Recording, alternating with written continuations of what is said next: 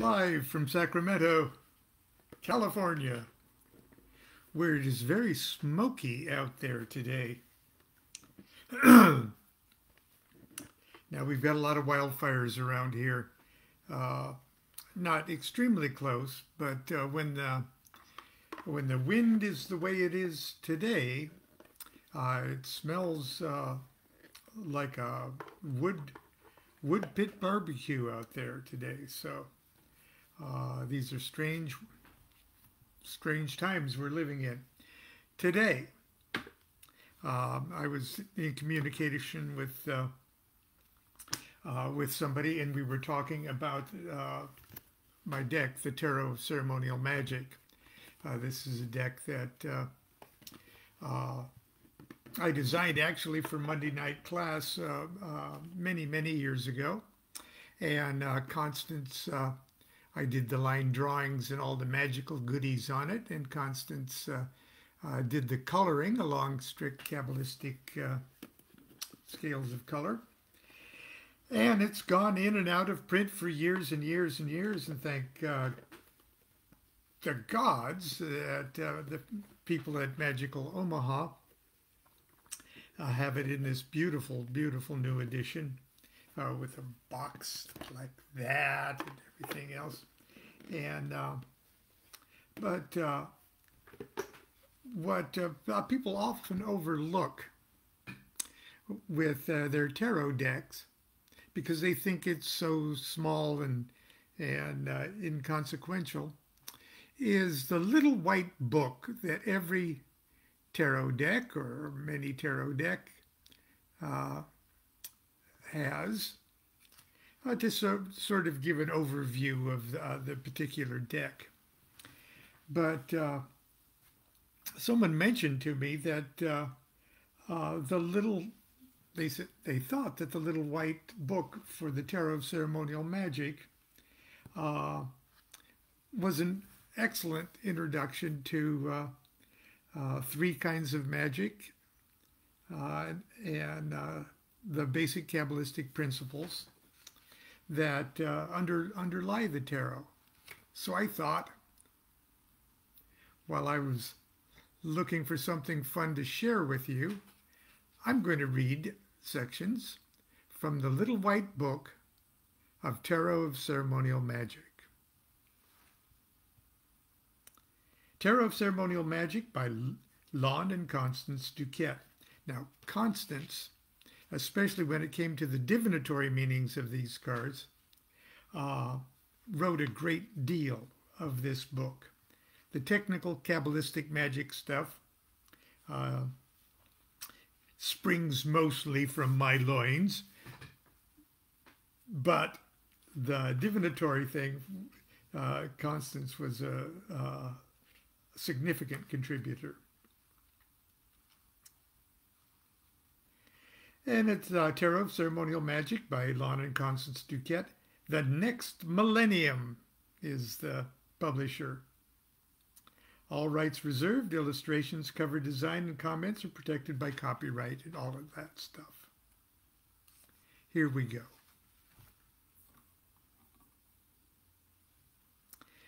Ceremonial magic has been called the yoga of the West. The goals of both systems are identical: self-mastery, illumination, and spiritual liberation. Each demands discipline, study, practice, and a willingness on the part of the aspirant to persevere tenaciously until these supreme goals are achieved. The yogi does this by systematically withdrawing from and shutting out the outside objective world in order to access a greater subjective internal reality.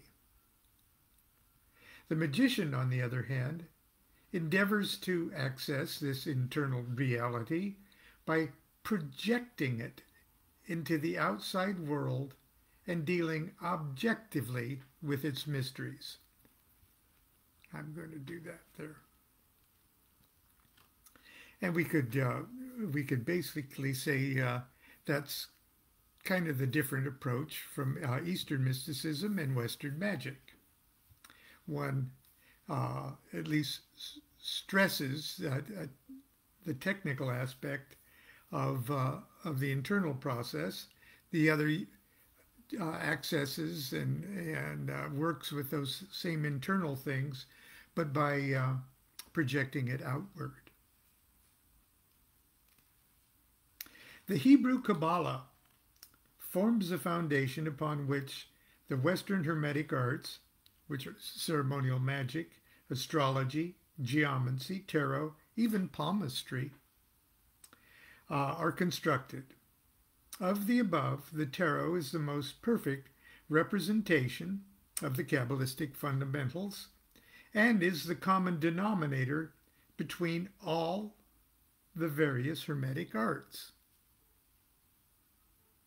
One could even say that the tarot is the DNA of the Kabbalah. Properly decoded, it reveals not only the secrets of the Kabbalah, but also the mysteries of all other Kabbalah-based systems. In other words, by learning tarot properly, you simultaneously master the fundamentals of Kabbalah, astrology, and ceremonial magic. The Tarot of Ceremonial Magic is the only tarot deck ever created that accurately incorporates the key elements of the two most popular and widely practiced varieties of Kabbalah-based magic, the Enochian magic of Dr. John Dee and the Goetia, or Goetia. Pronounce it any way you want. Each card is also a wealth of additional occult information, including astrological details, tattva meditation symbols, even Yi Ching hexagrams. In the space permitted, we'll briefly outline these unique features. Tarot, Kabbalah, and ceremonial magic. The 78 cards of the tarot are divided into the following 4 categories. 22 trumps. Okay, 22 trumps. 16 court cards. 4 aces. And 36 small cards. 22 trumps, 16 court cards, 4 aces, and 36 small cards.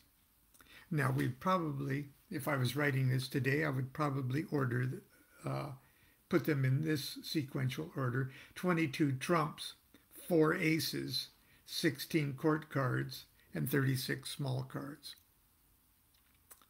Because the 16 court cards and the 36 small cards all live inside the aces.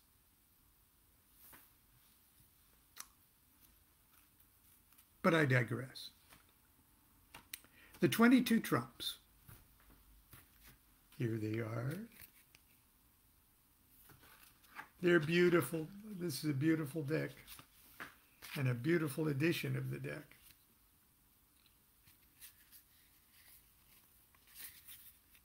They've all got their formatted like this. Their Hebrew letter, their element, planet, or zodiac sign, their mercurial genie and qliphothic spirit or genie, their key number, and the title. All the colors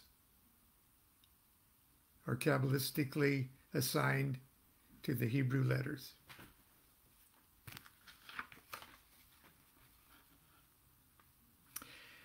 The 22 trumps. The 22 trumps correspond directly to 22 letters of the Hebrew alphabet and their place upon the Kabbalistic diagram called the Tree of Life. And I've got a tree of life in here somewhere. And at the moment, I can't turn right to it, but believe me, it's in here someplace. Okay. The Hebrew alphabet is divided into 3 categories. 3 mother letters, Aleph, Mem, and Shin. 7 double letters, Beit, Gimel, Dalet, Kaf, Pei, Resh, and Tav. And 12 simple letters, He, Vav, Zayin, Chet, Tet, Yud, Lamed, Nun, Samach, Oyin, Tzadi, and Kuf. And like the Hebrew alphabet, the 22 trumps are also divided into the same 3 categories. 3 primitive elements, air, the fool, or Aleph, water, the hanged man,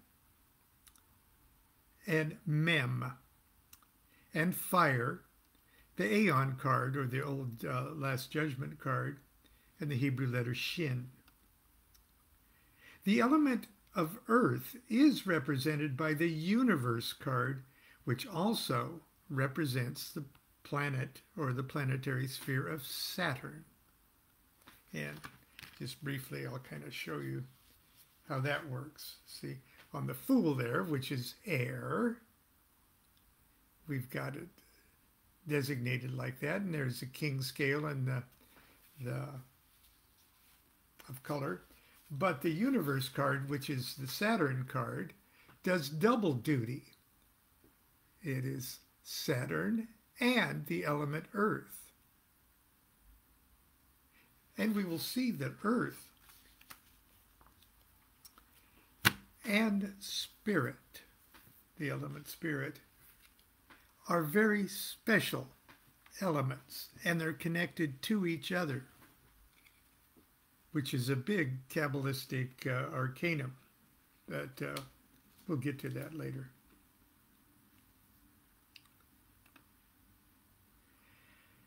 Okay, the universe card also represents the planet Saturn. And so there are 7 planets represented by the tarot trumps. Mercury, the magician card, or the magus card, and the Hebrew letter Bet. Moon, the high priestess, and Gimel. Venus, the empress, and the Hebrew letter Daleth. Jupiter, the wheel of fortune, and Kaf. Mars, the tower, Pe. Sun, the sun, and Resh, the Hebrew letter Resh, and Saturn, the universe, Tav. And the 12 signs of the zodiac. Aries, the emperor, Tzadi. Taurus, Hierophant, Vav. Gemini, lovers, Zayin. Cancer, chariot, Chet. Leo, lust or strength, Tet. Virgo, hermit, Yud. Libra, justice, Lamed. Scorpio, death, Nun. Sagittarius, art, Samach. Capricorn, devil, Oyin. And Aquarius, the star, and in this deck, and the Thoth deck, Hay. And finally Pisces, the moon, Kuf, the moon tarot card, Kuf. Okay, in addition to the above elemental, planetary, and zodiacal information, the 22 trumps of the Tarot of Ceremonial Magic also display the magical seals of the genie or genus spirits of the House of Mercury, found at the bottom left of each card, and the magical seals of the Goetia, of the genius of the prison of the shells, displayed on the bottom right. These mysterious pairs of spirits first surfaced in occult literature with the publication of Aleister Crowley's enigmatic Liber 231, and Liber 22. If evoked with skill, these spirits can serve as guides, counselors, and agents of the forces and dimensions represented by the trumps. I mean, it's the entire spectrum of meaning from the highest heavens to the lowest hell. Now I'm going to go, I'm going to share with you the trumps anyway. Now the back of the Tarot Ceremonial Magic are all alike. That is the holy table of the Enochian magic system with the 4 great seals in the corners, fire, water, air, and earth, and a double version of the Tablet of Union. Okay, so that's the backs of each card. This is the Fool,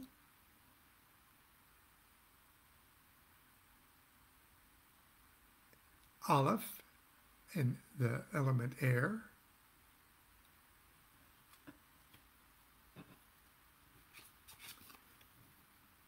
key number 1, the Magus, Hebrew letter Bet,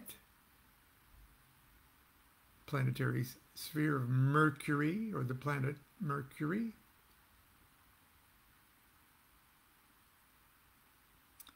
Note the colors in the little square right in the center. The colors represent the king scale and the queen scale, attributed to the letter Bet.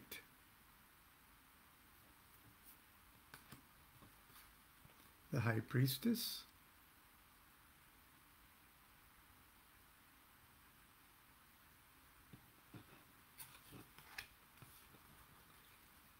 number 3, the Empress. Yes, that was taken from a photograph of Constance. So the Empress is... People ask why I put family members and myself on the tarot cards. It's because I tried to put us on all of them, but I could only squeeze us on a couple. So I'm the Emperor. She's the Empress. I'm the Emperor.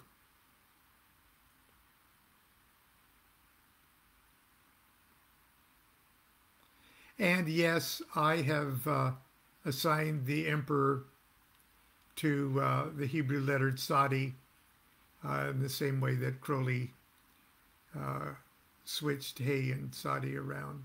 But if you want to make the Emperor Hay, you just go ahead on and do that, okay? I wouldn't get into a bar fight with anybody over the attributes to the tarot. All I know is all these old letters of my book are right, but Sadi is not the star. And interpret that any way you want. Constance and I again appear on the Hierophant card, along with our dear friend Steve Abbott, who served as our ritual officer for many years in our initiations. Taurus, Vav. Now it struck me that the classic Lovers card is just a thinly veiled version of the classic vignette of the Egyptian god Osiris between Isis and Nephthys. Sadi and Gemini, the Lovers.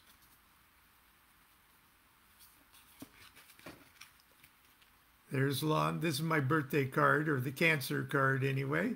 So there I am as a charioteer, bearing the Holy Grail, and that's Constance right there, the white Sphinx. She always tells me to tell people those aren't her breasts, but she's a shy thing. Chet and Cancer. Now, I've also returned to the original Tarot of Marseille sequence, as did the Book of Thoth, and attributed, even though the Hebrew letter is Lamed. We've given the Justice card back to the 8th position. Lamed and Libra. We haven't changed the zodiac around. Still up there in the same way. It's just the tarot cards have been switched. Number 9, the Hermit.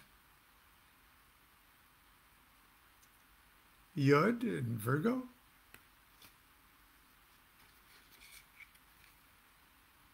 Number 10, the Wheel of Fortune. Jupiter and Calf. Yes, and that's our good friend, the great guitar virtuoso Jonathan Taylor, served as our Aquarius angel.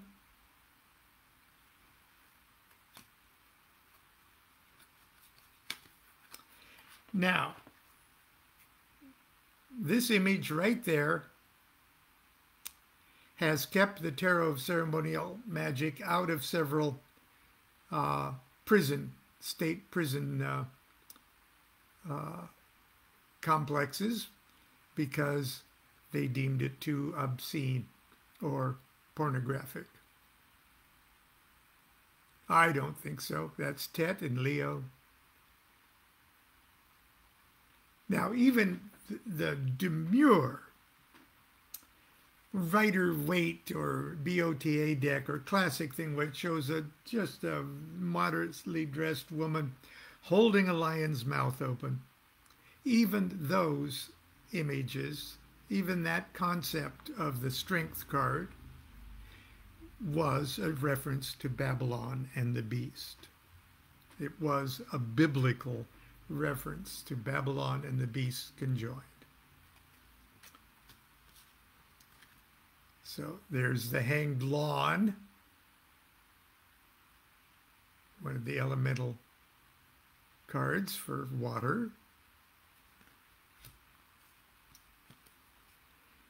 Death pushes the lawnmower.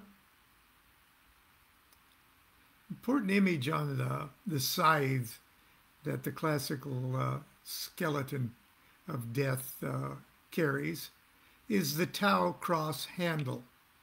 And we had a lawnmower. As a matter of fact, I posted a picture of it because we just gave it away when we moved. Just a few weeks ago, I posted a picture of that very lawnmower. And that's, of course, Scorpio and Nun. Now notice how the qliphothic image is sort of a corrupted or strange version of often very abstract. It's a grotesque version of sometimes more abstract images of the mercurial genie. But anyway. The Temperance card is overtly alchemical, and I made it alchemical here. This is Sagittarius and Samek. The union of fire and water, lion and eagle, sun and moon, all serving to incubate that egg. The devil. If you're curious about the image of this, look to chapter 33 of Crowley's Book of Lies, where he intimates the similarity of the double-headed eagle of Masonry and the Baphometic image. So I just put them both together. That's Oyen and Capricorn. I thought this particularly apt to have Shiva's Dance of Destruction for the Tower card, Pe and Mars. See the tower there? See the abstractness there? The star card is another version of Nuit. I chose that to be the second of our Hindu themed versions of the cards. The moon card is also a classic vignette of the dual Anubises or Anubi.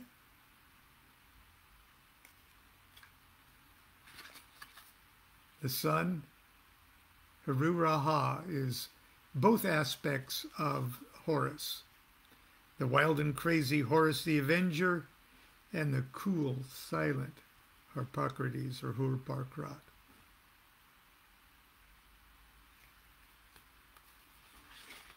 Now, Crowley considered the event that used to be depicted on the old Last Judgment card. He maintained that that event actually occurred, the destruction of world by fire, at the beginning of the brand new, recently started Aeon of Horus. And the image that triggered that event was the Stele of Revealing, which opened up the concept of Nuit, Hadit, and Rahur Koit.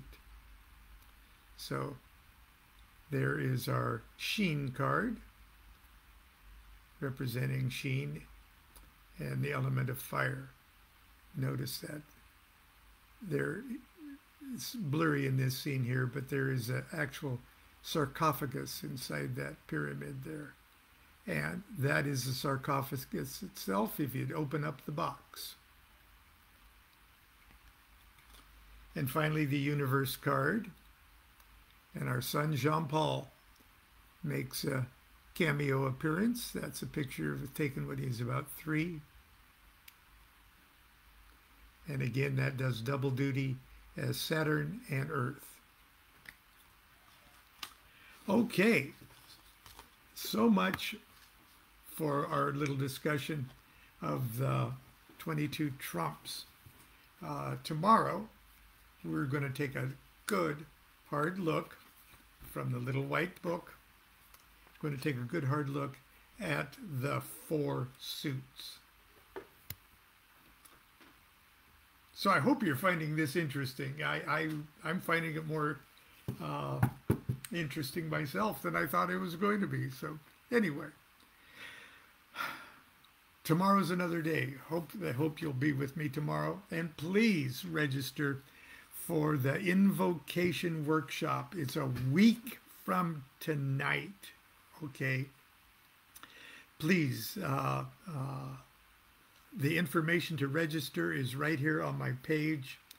The later you register, the reason I'm doing this is because every time I do one of these Zoom seminars, we get a lot of people registering, and I'm thinking, oh, this is a nice big full class. I can get everybody registered and in, and the links sent and them in the system. And then on the last 2 days, tons of people just start to register at the last minute. And it is, I'm sorry, I'm not that adept, okay, at doing all the manipulations of getting people connected. There's like 4 or 5 steps I have to take for each person I register, and I make sure that they get in.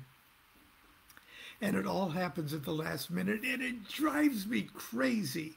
So please, if you're planning to attend the live event, please register real soon. And even if you know that you're not going to attend the live one, registering now assures that you're in the system and you'll get the link to the replay that you can play over and over and over again. But please don't give me the opportunity to let you fall through the cracks, I guess is my confession. So please, it is the magical importance of invocation. And it's one of truly my most important workshops to date.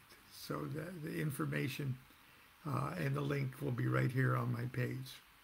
So until tomorrow, when I'm going to plug this again, and we'll talk about the four suits of the Tarot of Ceremonial Magic. Continue to be good to yourself and be good to each other. Do what thou wilt shall be the whole of the law. Love is the law, love under will.